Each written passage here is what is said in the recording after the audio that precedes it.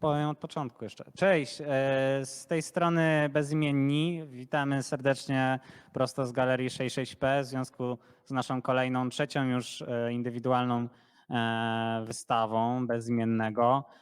Wystawą, która różni się od tych poprzednich tym, że oprócz tej takiej prostej referencji do wizualności serii gier Gothic, na której wcześniej się skupialiśmy, no teraz postanowiliśmy skupić się bardziej na rozwinięciu też tej warstwy znaczeniowej i poszukaniu pewnych odniesień do sytuacji, do problemów, które miały miejsce głównie na przestrzeni ostatnich kilku miesięcy na ulicach polskich miast w związku ze strajkiem kobiet, ale też żeby zahaczyć szerzej o powiedzmy wątki feministyczne ale zanim opowiemy szczegółowo o całym koncepcie tej wystawy, streścimy tak bardzo szybko, o co chodzi w ogóle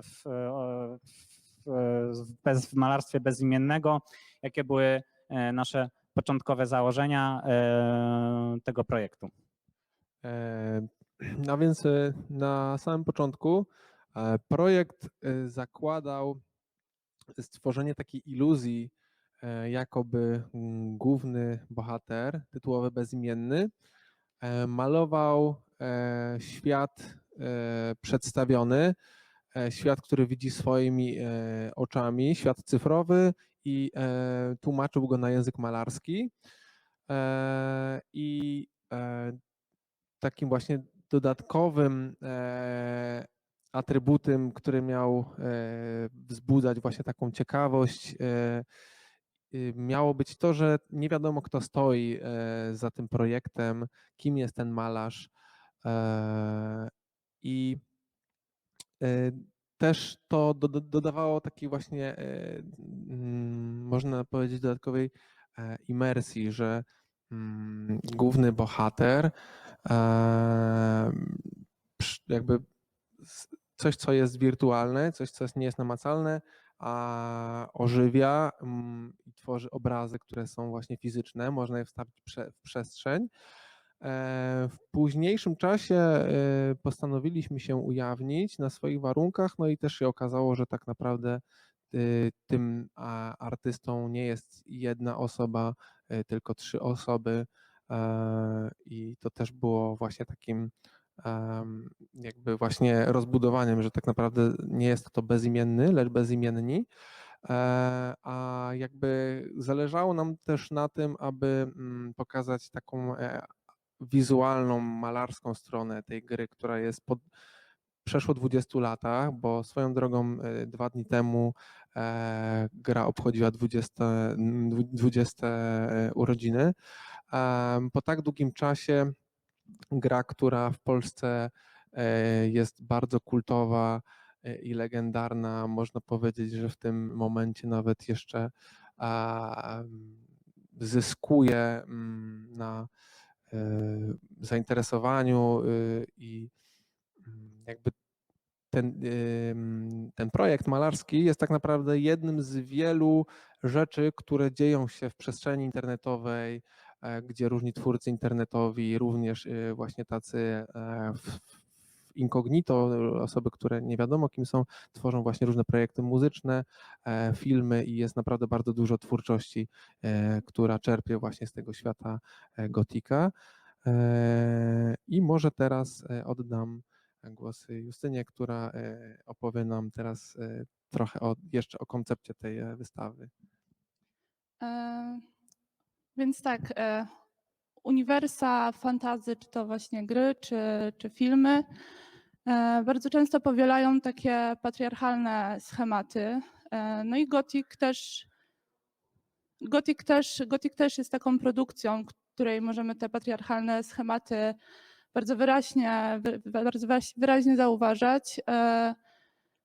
Nie ma tam zbyt wiele postaci kobiecych, które pełniłyby jakieś istotne funkcje dla fabuły gry. Są to zazwyczaj albo gospodyni domowe, albo sprzątaczki, albo w najgorszym wypadku niewolnice.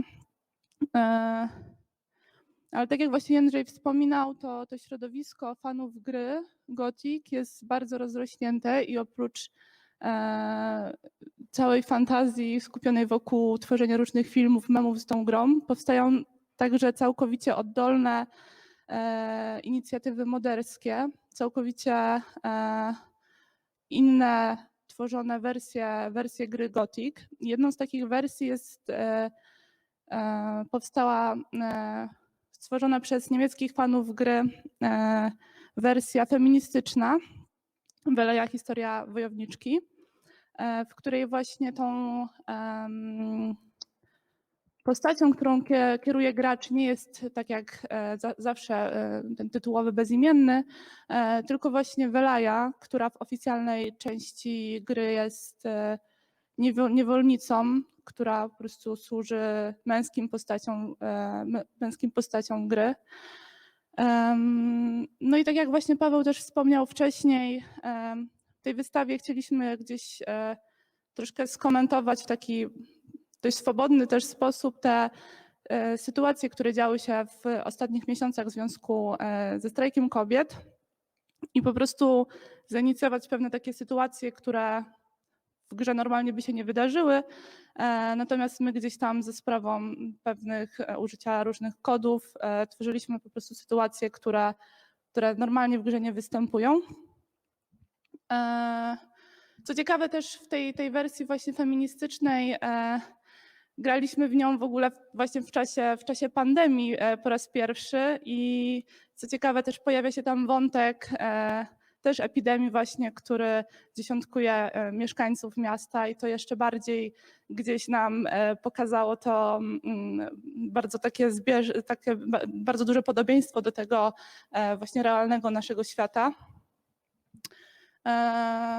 No i może teraz Jeszcze przejdę... tylko dopowiem, że ta alternatywna wersja gry różni się od tej oficjalnej tym, że ta postać Welai w przeciwieństwie do tej oficjalnej części gry, w której jest właśnie, no, tak jak Justyna powiedziała, niewolnicą, tej alternatywnej fanowskiej wersji stworzonej całkowicie oddolnie, no ona jest tam postacią właśnie wojowniczki, silnej kobiety, która po drodze rozprawia się z wieloma seksistowskimi zachowaniami, z takimi patriarchalnymi schematami, no a w ostateczności zyskuje najwyższą władzę w tym uniwersum, w tym mieście Korinis, w którym toczy się ta gra. A tak jak Justyna powiedziała, jednocześnie jest ten wątek zarazy dziesiątkującej mieszkańców, co już jest totalnie taką no bardzo, bardzo wierną analogią do tego, co dzieje się w rzeczywistości, a jest to ciekawe jeszcze tym bardziej, że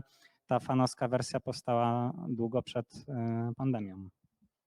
Oddaję głos tobie już. Więc może teraz tak postaramy się krótko omówić poszczególne tutaj nasze realizacje. I zacznę tutaj może od tego obrazu, który jest za mną. Tytuł tego obrazu to Strajk kobiet w Korinis. Jest to sytuacja, która w grze nie funkcjonuje, ani w tej wersji podstawowej, ani w tej wersji fanowskiej. Jest to sytuacja, którą jakby gdzieś sami stworzyliśmy właśnie za pomocą różnych kodów i modyfikacji tutaj w grze.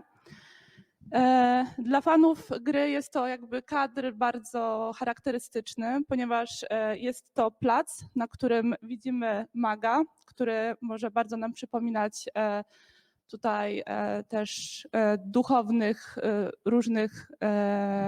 różnych religii. No i on w tej oficjalnej części gry po prostu przychodzi codziennie na plac taki społeczny, w którym mówi kazanie, w którym opowiada o stworzeniu świata, a obywatele przychodzą i po prostu słuchają tego jego kazania. Natomiast my stwierdziliśmy, że tutaj zainicjujemy taką sytuację, które właśnie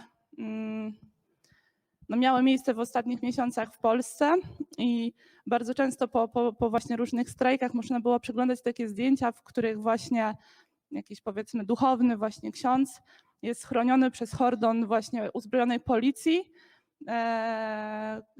No i jest on po prostu broniony przed rozwścieczonymi kobietami, które gdzieś tam próbują walczyć o swoje prawa.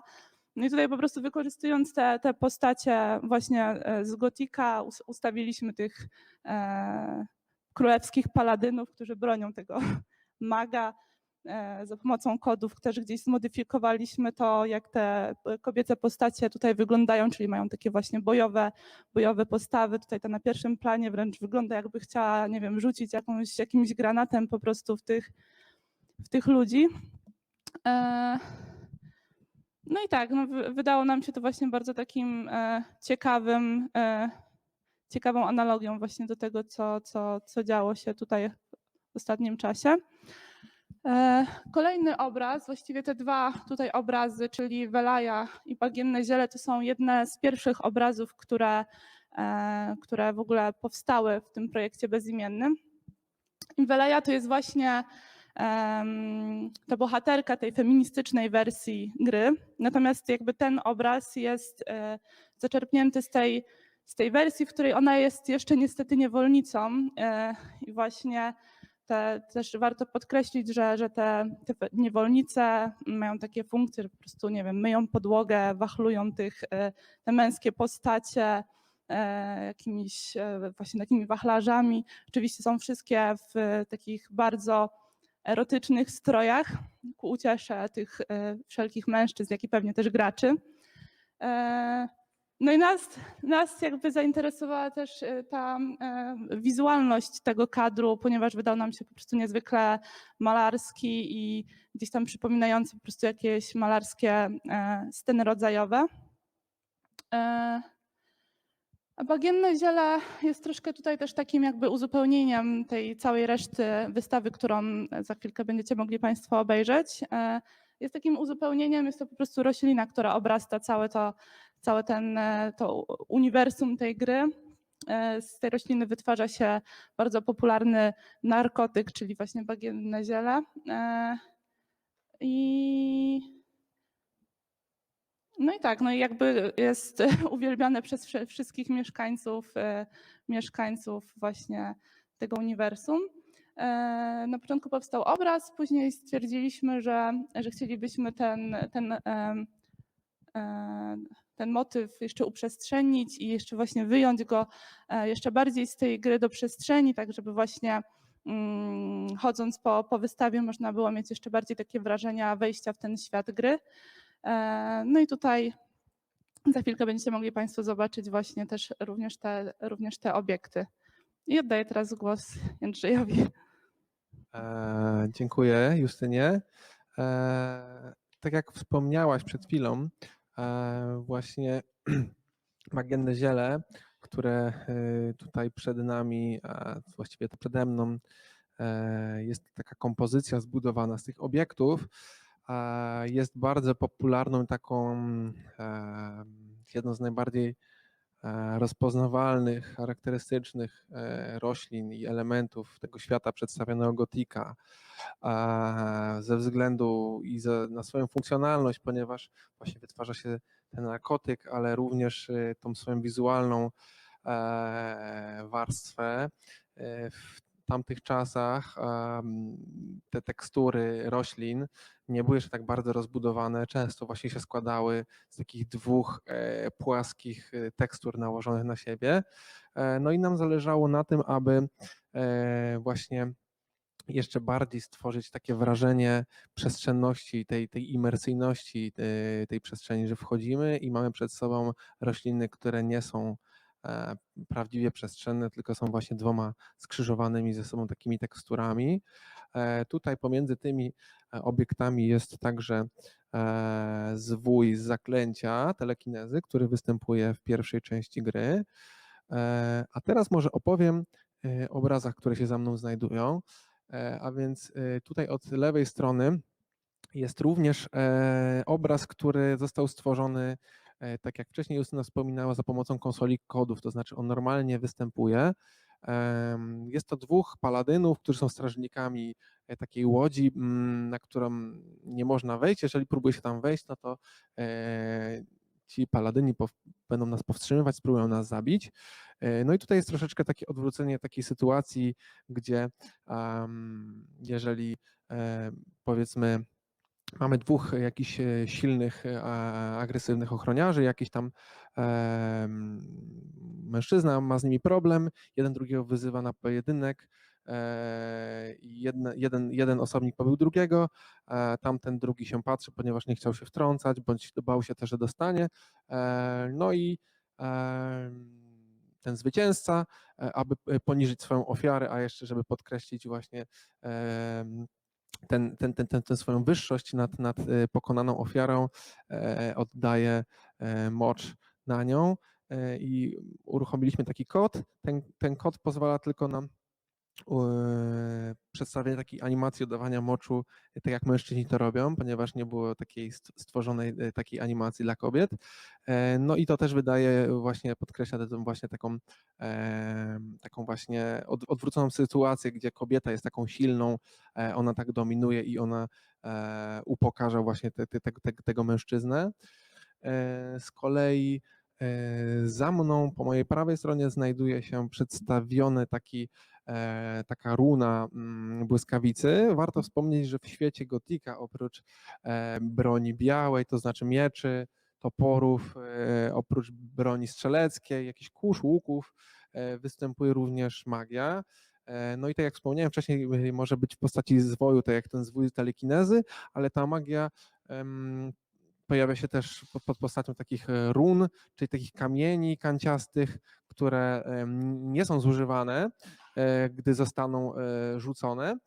No i to konkretne zaklęcie jest zaklęciem błyskawicy, jest to zaklęcie do pacyfikowania przeciwnika swojego i ono ma taką właśnie swoją formę taką kanciastą, charakterystyczną dla gotika, a w środku właśnie jest ten piktogram charakterystyczny też dla tych czarów, błyskawica, która jakby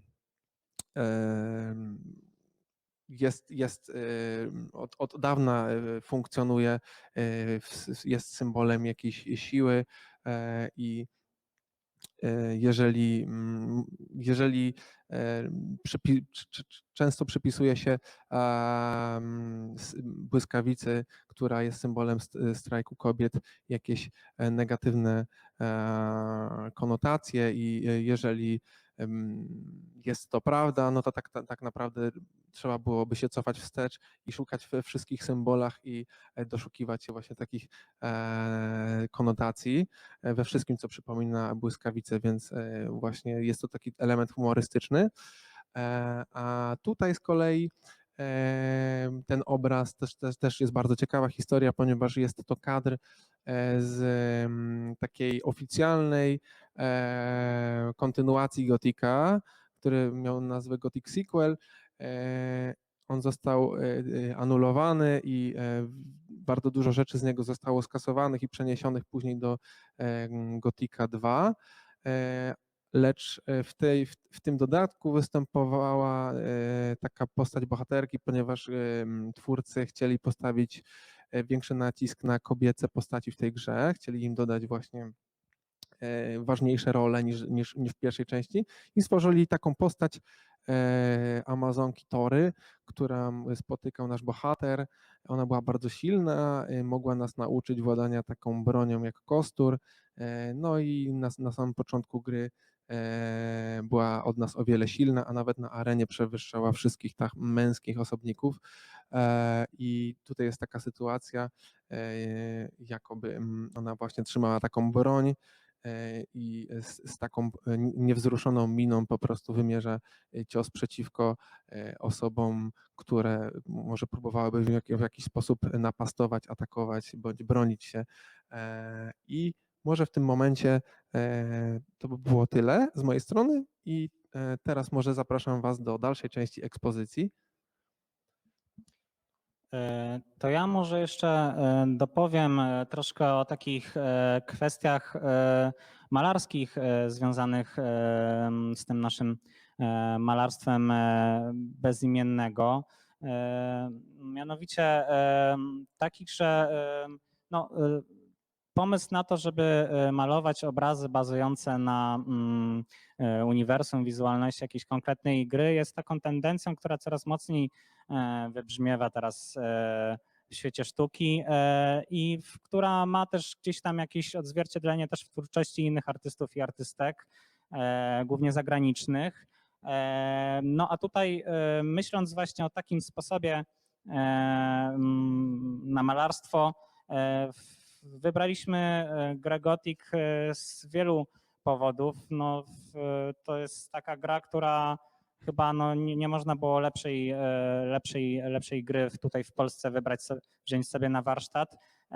Przez to, że jest właśnie taka memiczna, ale przez to, że cała ta jej fabuła jest takim, no ma niesamowity potencjał do metaforyzowania właśnie tej rzeczywistości, która nas otacza i być może ta gra cieszy się takim niesłabnącym zainteresowaniem i stała się wręcz takim no, wręcz ikonicznym subkulturowym zjawiskiem w naszym kraju, w Polsce tutaj, dlatego że no, tak naprawdę cała fabuła tej gry, oczywiście oprócz poza świetnym dubbingiem, który na początku XXI wieku był rzadkością, jeśli chodzi o gry w Polsce, no to jej cała fabuła jest tak naprawdę, tam jest wiele wątków, które bardzo fajnie konstruują różne analogie do realiów życia w ogóle w naszym kraju. Co możemy zobaczyć właśnie w tych niezliczonych przeróbkach internetowych i całej oceanie internetowej kreatywności fanów. I tak naprawdę te nasze obrazy to jest tylko jakaś mała kropla po prostu w morzu tej kreatywności, tej twórczości bazującej na Gothicu. No i Gothic też z malarskiego punktu widzenia jest bardzo ciekawy, bo jest to niezwykle malarska gra, to znaczy w tej grze ta gra ma i swoje kubistyczne i abstrakcyjne momenty, no ale też ze względu na swoją kolorystykę, na te elementy, które konstruują całe to uniwersum, no też jakby sięga, jest pełna takich nawiązań do przedmodernistycznych korzeni malarstwa. No i pewnie kiedy to mówię, widzicie już pewnie, że można to zauważyć w tym obrazie, oczywiście w bardzo takim bezpośrednim nawiązaniu do początku świata Courbet, oczywiście w tej swojej takiej kanciastej graficzności charakterystycznej dla wizualności tej gry. No w kontekście tej wystawy też nabiera jakiegoś takiego ciekawego sensu i wydaje mi się, że fajnie wpisuje się tutaj jakoś w klucz tej wystawy. No, ale oprócz właśnie takich bardzo bezpośrednich nawiązań do tworzenia takich analogii do właśnie tych sytuacji związanych ze strajkiem kobiet, które właśnie widzieliśmy w tym pierwszym obrazie, o którym opowiadała Justyna, czy w tej runie błyskawicy, o której opowiadał Jędrek. No, pojawiają się też takie obrazy, które w mniej dosłowny sposób odnoszą się jakoś do tych szeroko rozumianych feministycznych wątków. Pojawiają się też obrazy właśnie takie jak to wcześniej wspomniane Bagienne ziele, czy właśnie ten obraz, które zostały namalowane już wcześniej, ale uznaliśmy, że są fajnym uzupełnieniem tutaj tego prezentowanego cyklu. To jest akurat, ten obraz przedstawia trofeum, które możemy znaleźć w jednej z karczm w tym uniwersum Gotika. Trofeum podwieszone wysoko nad żerandolem, które przedstawia no, takiego potwora, jedynego właściwie potwora, którego możemy znaleźć w Gotiku, który ma właśnie takie którego sylwetka ma bardzo takie wyraźne cechy kobiece. No i to truchło takie podwieszone nad sufitem w jakiejś takiej właśnie scenerii karczmy, no można powiedzieć z jednej strony jakiś taki groteskowy buduje klimat, ale z drugiej strony wręcz jest w tym coś takiego martyrologicznego wręcz w kontekście tutaj całego tego konceptu wystawy. I tyle może o tych dwóch obrazach, natomiast przejdziemy teraz do tych prac.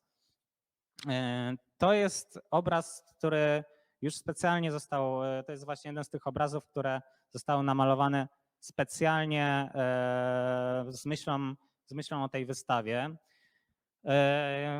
Jak mogą Państwo zauważyć, no, jest to taki zaskakujący troszkę, wręcz można powiedzieć queerowy motyw. Motyw, którego historia tego obrazu, pomysłu na ten obraz jest taka, że grając w tą alternatywną wersję, w której główną postacią, którą steruje gracz, nie jest tytułowy bezimienny, ale właśnie ta wojowniczka Velaja. Chcieliśmy po prostu, wpadliśmy na taki pomysł, ponieważ malujemy te obrazy w taki sposób, że za pomocą manipulując, wchodząc do gry, manipulując różnymi kodami, ustawiamy daną scenę, następnie zazwyczaj robimy screen, a później patrząc, spoglądając na ten screen, już odręcznie wszystko rozmalowujemy sobie na płótnie. No i mieliśmy taki plan, żeby tą postać kobiecą, tą Velaję umieścić w jednym z budynków sakralnych, które tam można znaleźć, przechadzając się po tym wirtualnym świecie tej krainy gotikowej. Budynków sakralnych, które bardzo oczywiście przypominają w dużej mierze jakieś katolickie budowle sakralne. No ale jest tam pewna taka sytuacja, że na teren tych świątyń często no, postacie kobiece mają absolutny zakaz wkraczania tam. I tak samo właśnie było z tą Velają i z żadnymi kodami nie byliśmy w stanie tego ominąć. Po prostu postać została wyrzucona poza mury, automatycznie poza mury tej świątyni. No więc wpadliśmy na taki pomysł, że przebierzemy bezimiennego w damską suknię. No i tak to jest zaprogramowane, że razem z tą suknią pojawiły się jednocześnie też piersi, więc taki dodatkowo jeszcze jakiś zaskakujący efekt tutaj wyszedł. No i umieściliśmy go właśnie na tle jednego z tych klasztorów, co właśnie jest takim już no na takim poziomie czysto wizualnym jakoś gdzieś koreluje też z takimi wątkami powiedzmy no, zahaczającymi o tą tematykę, o której już wcześniej wspominaliśmy. Natomiast o tym obrazie może nie ma sensu, żebym jakoś dużo opowiadał. No, jest tutaj kilka takich obrazów, które pełnią funkcję takich buforów, dających troszkę oddechu całej dynamice tej ekspozycji. No to jest jedna z takich bardziej charakterystycznych broni, miecz Uriziel, która jest jedną z najlepszych broni, jakie można znaleźć tam w tym uniwersum. I też ten obraz powstał nieco wcześniej, ale postanowiliśmy, że wyeksponujemy go tutaj również, ponieważ gdzieś on też jakoś łączy się z tym wątkiem walki i tak na przykład z tą runą błyskawicy, która też jest namalowana tak jak różne itemy, które gdzieś tam możemy schować sobie w ekwipunku, które są właśnie bronią i służą do walki, a przecież ta wystawa też w pewnej części opowiada o walce. I tutaj już powoli zbliżając się do końca opowiem o ostatniej pracy, od której bierze się tytuł całej wystawy, czyli Łapy precz. Na tym obrazie przedstawiona została Velaja w takiej właśnie bojowej postawie, mierząca się wzrokiem z jednym z królewskich paladynów, którzy tutaj się właśnie w kilku obrazach jak Państwo mieli okazję już zobaczyć, pojawiają. No i to są takie odpowiedniki właśnie takich opancerzonych policjantów, którzy właśnie w kordonach gdzieś tam chronią czy duchownych, czy jakichś w innych sytuacjach po prostu rozganiają tłum protestujących. No i to ujęcie przypomina wiele takich bardzo medialnych zdjęć właśnie, z protestów, w których kobiety często o wiele drobniejsze odważnie mierzą się wzrokiem z policjantami. I to też właśnie na takim poziomie wizualnym gdzieś tam jest właśnie jakąś taką kreacją, która ma odnosić się, budować jakąś taką metaforę do tego, co dzieje się w rzeczywistości. I to chyba tyle. Ja jeszcze może oddam na sam koniec, chyba że jeszcze są jakieś pytania ze strony publiczności, ale chyba nie ma, więc oddam jeszcze na sam koniec głos kuratorce Ani Mituś. Dzięki. Bardzo chciałam podziękować Justynie Baśnik-Andrzejewskiej, Pawłowi Baśnikowi i Jędrkowi Sierpińskiemu, którzy oprowadzili nas po świecie, po uniwersum Gothica, po tej opowieści, którą pokazują w 6.6p. W naszym świecie niestety pandemia zwyciężyła, chwilowo zwycięża, zyskała przewagę i od soboty znowu nie będzie już można nas oglądać. Dlatego jeszcze jutro i pojutrze serdecznie zapraszam do odwiedzania galerii od godziny 16 do 20. Czekamy tutaj na Państwa, czekamy tu na Was. Myślę, że to jest ciekawa opowieść, ciekawa propozycja, ciekawa wystawa o tym, jak grając według reguł, które mamy do dyspozycji, ciągle jeszcze możemy coś sprawiać, ciągle możemy jeszcze zwyciężać. Dziękuję bardzo i dobranoc.